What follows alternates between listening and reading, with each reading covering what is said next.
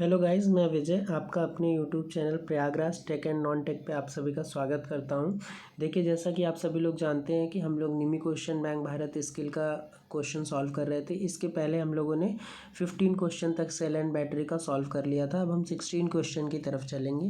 देखिए 16 क्वेश्चन हमारा क्या है, what is the effect on output power with respect to temperature in solar cells. सौर सेल के में तापमान के संदर्भ में निर्गत शक्ति पर क्या प्रभाव पड़ेगा।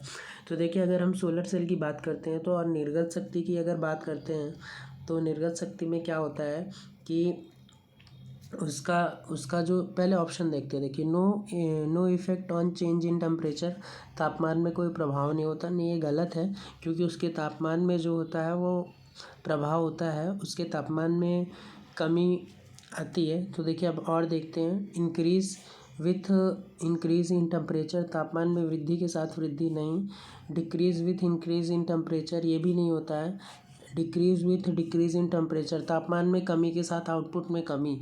जी, आंसर डी हमारा करेक्ट है। क्वेश्चन नंबर 16 का आंसर डी हमारा करेक्ट है कि सोलर सेल में आउटपुट पावर में के साथ अगर मान लीजिए कि अगर उसके तापमान में कमी होगी तो आउटपुट पावर में भी कमी होगी।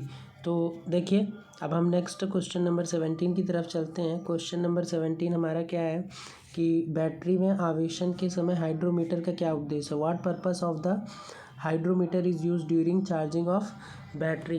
तो देखिए, जो हाइड्रोमीटर है वो क्या करता है, एम्पियर हावर नहीं निर्धारित करता है, बैटरी वोल्टेज स्तर भी नहीं निकालता है, बैटरी का निरावेशित स्तर निकालने के लिए ये भी नहीं होगा। Determine the specific gravity of electrolyte, electrolyte का जो स्पेसिफिक ग्रेविटी होता है उसको मेज़र करने के लिए हाइड्रोमीटर का यूज़ किया जाता है। विद्युत अपघट्य का विशिष्ट गुरुत्व निर्धारित करने में हाइड्रोमीटर का यूज़ किया जाता है। आंसर डी हमारा करेक्ट है। अब देखिए, क्वेश्चन नंबर 18 की तरफ चलेंगे। क्वेश्चन नंबर 18 है हमारा, what is the formula of Faraday's law of electrolysis. Faraday के विद्युत अपघटन के प्रथम नियम का सूत्र क्या है। तो गाइस देखिए, जैसा कि हमने आप लोगों को पहले ही बताया था कि फैराडे के दो नियम हैं, और जिसमें से पहला M=Z/I/T होता है। तो क्वेश्चन नंबर 18 का ऑप्शन भी हमारा करेक्ट है। और पुराने वाले लेक्चर में आप लोगों को बताया भी गया था कि वो दो नियम कौन कौन से हैं। अगर जो लोग इस वीडियो को पहली बार देख रहे हैं तो इसके पहले वाला लेक्चर जाके देख लेंगे, तब उनको समझ में आ जाएगा। चलिए, अब नेक्स्ट क्वेश्चन नंबर 19 की तरफ चलते हैं। क्वेश्चन नंबर 19 है हमारा, which used as an electrolyte in lead acid battery. सीसा अम्ल सेल में विद्युत अपघट्य की तरह प्रयोग किया जाता है। तो देखिए, अगर हम लेड एसिड बैटरी की बात करते हैं तो लेड एसिड बैटरी में कौन सा यूज़ किया जाता है। तो देखिए, हाइड्रोक्लोरिक अम्ल नहीं, एमोनियम क्लोराइड नहीं, क्योंकि एमोनियम क्लोराइड जो कार्बन जिंक में यूज़ किया जाता है। पोटेशियम हाइड्रोक्साइड भी नहीं। डाइल्यूट सल्फ्यूरिक एसिड या तनु सल्फ्यूरिक अम्ल का यूज़ किया जाता है। और गाइस, जो हमारा वोल्टेइक सेल होता है उसमें भी यही इलेक्ट्रोलाइट यूज़ किया जाता है। ठीक है, अब क्वेश्चन नंबर 20 की तरफ चलते हैं। क्वेश्चन नंबर 20 है हमारा, देखिए, परिपथ का कुल वोल्टेज क्या है। What is the total voltage of the circuit. तो देखिए, यहाँ पे हमें दिया हुआ है 1.5 वोल्ट के 1 2 3 4 5 6 हमारे क्या कहते हैं, सेल या बैटरीज जो हैं वो किस में जुड़े हुए हैं, पैरेलल में जुड़े हुए हैं। तो देखिए, अब जैसे हम लोग जानते हैं कि अगर पैरेलल के लिए रहेगा तो हमेशा जो हमारा ET=E, मतलब जो टोटल EMF रहेगा वो EMF के बराबर रहेगा। तो वही है हमारा 1.5 वोल्ट आंसर हो जाएगा, क्योंकि ये हमारा 1.5 दिया है तो ये भी 1.5 वोल्ट ही हो जाएगा। ठीक है, और अगर यही सीरीज़ में होता तो हम नंबर और ET=N ही कर देते। ठीक है, तो ये हमारा सही है। इसका आंसर जो है 1.5 वोल्ट ही है। तो अब चलिए नेक्स्ट क्वेश्चन नंबर 21 की तरफ चलते हैं। क्वेश्चन नंबर 21 है हमारा, what is the outcome at the positive plate after the chemical reaction in lead acid battery during charging. सीसा अम्ल सेल की आवेशन रासायनिक क्रिया के दौरान धनात्मक प्लेट पर क्या होगा। तो देखिए, जैसा कि हम लोग जानते ही हैं कि अगर हम लेड एसिड बैटरी की बात करते हैं तो देखिए, इसके पॉजिटिव प्लेट पर पॉजिटिव प्लेट पर क्या होता है, रेड लेड पर ऑक्साइड PbO2, ठीक है।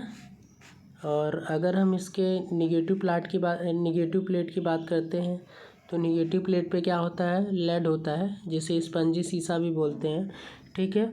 और डाइल्यूट, अगर इलेक्ट्रोलाइट का बात करें तो डाइल्यूट H2SO4 का यूज़ किया जाता है। तो देखिए यहाँ पे लेड पर ऑक्साइड होगा, मतलब ऑप्शन भी हमारा करेक्ट है। और ये चीज़ हमेशा याद रखिए कि नेगेटिव प्लेट की संख्या जो है वो हमेशा पॉजिटिव प्लेट से एक ज़्यादा होती है।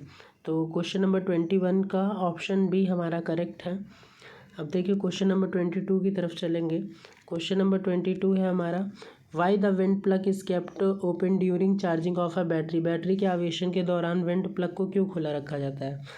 To skip the gas freely, गैसों को स्वतंत्रतापूर्वक बाहर निकालने के लिए। हाँ देखिए ये हो सकता है हमारा, ये भी आंसर हो सकता है। और क्या, to allow oxygen enter inside, नहीं ये नहीं हो सकता। To check the level of electrolyte, ये भी नहीं। प्लेट का रंग बदलना, नहीं। देखिए ऑप्शन ही हमारा करेक्ट है कि जो वेंट प्लग होते हैं उसका यूज़ किस लिए किया जाता है, गैस, जाकि उससे जो भी गैसें हैं वो स्वतंत्रतापूर्वक बाहर निकल जाएं। अब क्वेश्चन नंबर 23 की तरफ चलेंगे। क्वेश्चन नंबर 23 हमारा, in which method the battery is charge at low current for long period. कौन सी विधि में बैटरी को कम धारा पर लंबे समय तक आवेशित किया जाता है। तो देखिए जो, अगर हम इसकी बात करेंगे कि कम धारा और लंबे समय तक चार्ज करने की, तो इस विधि को हम ट्रिकल विधि कहते हैं, रेक्टिफायर मेथड नहीं, ट्रिकल चार्जिंग मेथड बोलते हैं। तो क्वेश्चन नंबर 23 का ऑप्शन भी हमारा करेक्ट है। क्वेश्चन नंबर 24 की तरफ चलेंगे। क्वेश्चन नंबर 24 है हमारा, how the hard sulphation defect in lead acid battery can be rectified. सीसा अम्ल बैटरी में कठोर सल्फेशन दोष कैसे जाना जाता है। तो देखिए जैसा कि आप सभी लोग को इसके पहले भी बताया गया था सल्फेशन दोष के बारे में पीछे वाले लेक्चर में, कि सल्फेशन दोष क्या होता है कि जब बैटरी लंबे समय तक चार्ज ना हो या बहुत ज़्यादा चार्ज हो जाए तो उस समय पॉजिटिव और निगेटिव प्लेट पर सल्फेट की एक परत जम जाती है, और इस परत के कारण केमिकल रिएक्शन नहीं हो पाती, जिसके कारण जो हमारा करंट है वो कम फ्लो होता है। और देखिए यहाँ पे अब हम ऑप्शन की तरफ चलते हैं। देखिए क्या दिया है, चेंजिंग विथ न्यू इलेक्ट्रोलाइट, नए इलेक्ट्रोड से बदलकर, और बैटरी को कम धारा से लंबे समय तक पुनः आवेशित करके, और recharging the battery for short period at high current, battery को अधिक कम समय तक पुनः आवेशित करके। नहीं, देखिए यहाँ ये है हमारा, बैटरी को कम धारा से लंबे समय तक पुनः आवेशित करके, ठीक है। ऑप्शन सी हमारा करेक्ट है। अब 25 की तरफ चलते हैं। 25 है हमारा, which material is used as a cathode electrode in silver oxide battery. तो देखिए सिल्वर ऑक्साइड बैटरी की अगर हम बात करेंगे तो यहाँ पे जिंक का यूज़ किया जाता है, और इसका जो EMF होता है वो कितना होता है, 1.5 वोल्ट होता है, ठीक। तो ये चीज़ आप लोग ध्यान रखिए, कभी कभी ये भी पूछ लेता है। अब नेक्स्ट क्वेश्चन नंबर 26 की तरफ चलेंगे। क्वेश्चन नंबर 26 है हमारा, what is the electrochemical equivalent ECE of silver, मतलब चांदी का विद्युत रासायनिक तुल्यांक कितना होता है। तो जैसा कि हम लोग जानते ही हैं 1.1182 mg पर कूलाम होता है, ठीक है।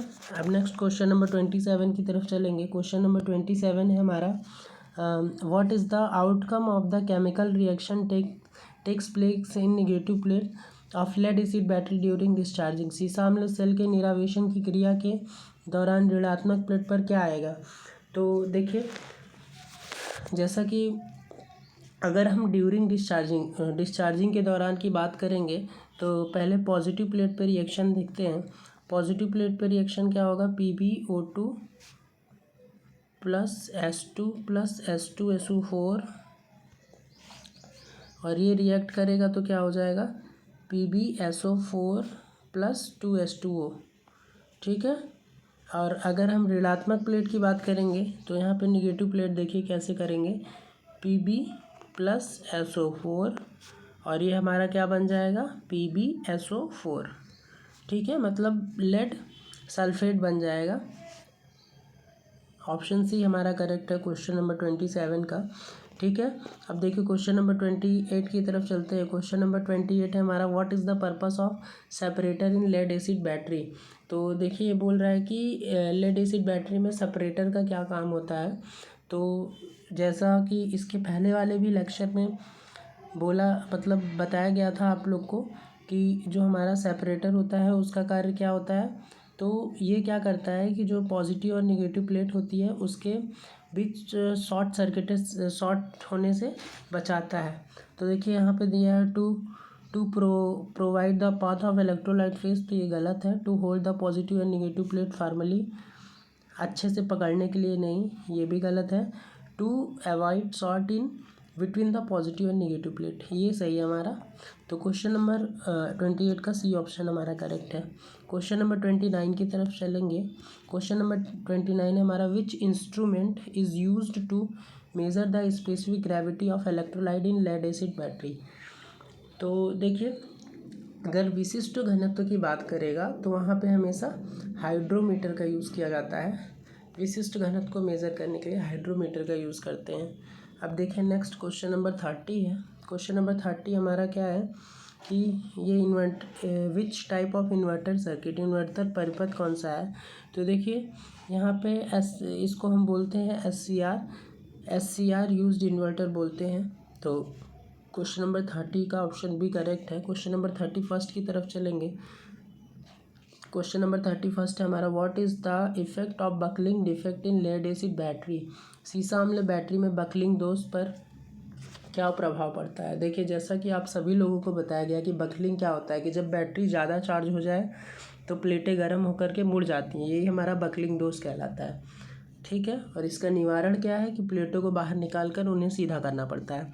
तो अब यहाँ पे देखिए क्या दिया हुआ है, बेंडिंग द इलेक्ट्रोड्स, हाँ यही है हमारा। रिड्यूसिंग द स्ट्रेंथ इलेक्ट्रोलाइट, ये भी गलत है। इलेक्ट्रोडों के मध्य लघुपतन, ये भी गलत है। आंतरिक प्रतिरोध में वृद्धि, ये भी गलत है। तो जो हमारा बकलिंग है वो क्या है, बेंडिंग ऑफ द इलेक्ट्रोड्स, इलेक्ट्रोडों का मुड़ जाना। क्वेश्चन नंबर 32 की तरफ चलेंगे। क्वेश्चन नंबर 32 है हमारा, क्या है देखिए, what is the total output voltage of the circuit.